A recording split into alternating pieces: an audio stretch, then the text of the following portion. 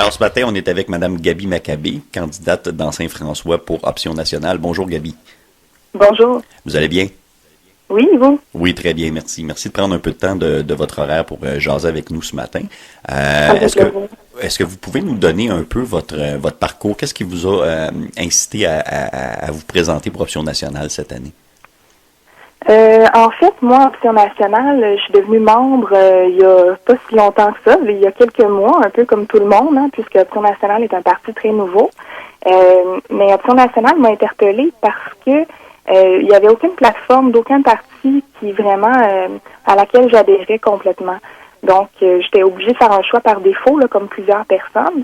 Et finalement, c'est ça, en découvrant la plateforme complète d'Option nationale, ça me collait vraiment, ça me ressemblait. Et quand on m'a demandé de faire le saut comme candidate, j'ai été surprise, mais je me suis dit qu'il fallait bien véhiculer les idées et puis il fallait que quelqu'un se lance pour le faire et ça m'a tenté d'essayer ça. Parfait, merci. Parce que j'y crois, bien sûr. D'accord. Ici, en région Aquaticook, bon, on sait l'économie est basée en partie sur l'agriculture, l'industrie agroalimentaire. Il y a beaucoup de défis pour les agriculteurs présentement. Là, on sait tout le monde que la relève est pas toujours présente à ce moment-là. Quand quelqu'un décide d'arrêter, ça prend quelqu'un pour prendre la relève. Et la demande aussi du marché est que les producteurs maintenant doivent faire des récoltes immenses de manière très rapide. Donc, de ce côté-là, qu'est-ce que vous envisagez là, pour les régions où l'agriculture est un enjeu important? Oui, en fait, pour Option nationale aussi, l'agriculture est un enjeu très important. Même que Option nationale souhaite déclarer l'eau et les terres agricoles patrimoine national. Ce que ça veut dire, c'est vraiment de reconnaître leur importance, que ça se reflète dans les plans d'aide aux agriculteurs et beaucoup, surtout à la relève aussi en agriculture, parce que c'est extrêmement difficile là, de partir en agriculture. En ce moment, il n'y a pas beaucoup de programmes, ou en tout cas, sont insuffisants. Donc, c'est ça au niveau de la relève. Au niveau des agriculteurs aussi en général, nous, on mettrait l'accent sur un plan de souveraineté alimentaire où il y aurait la souveraineté alimentaire, là, c'est encourager l'agriculture de proximité, mais c'est pas se fermer là, au commerce international. On parle pas d'autarcie, là, mais vraiment une agriculture selon les choix des gens d'ici au plan environnemental, puis qui rapporterait des revenus plus équitables aux agriculteurs d'ici.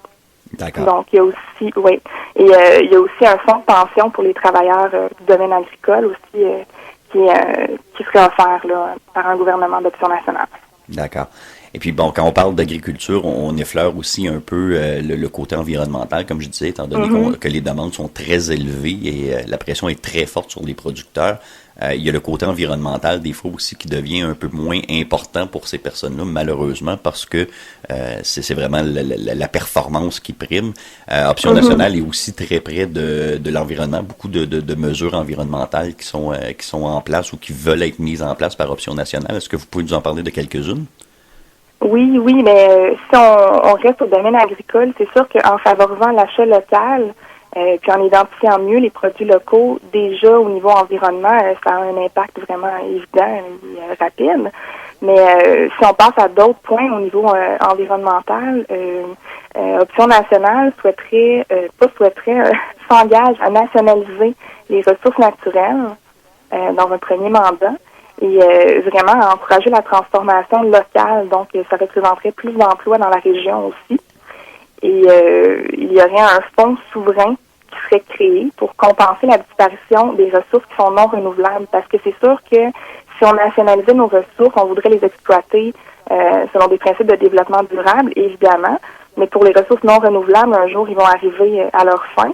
Et si on a un fonds pour compenser ce qui va avoir été vidé, là, si on veut, de nos ressources, mais nous, ça nous permet de poursuivre par la suite, là, en ayant les profits de ça. D'accord. Merci. On va aller à la pause. On va faire une petite pause. On va aller à la musique et on va revenir ensuite pour s'entretenir avec Gaby Maccabé, candidate dans Saint-François pour Option nationale.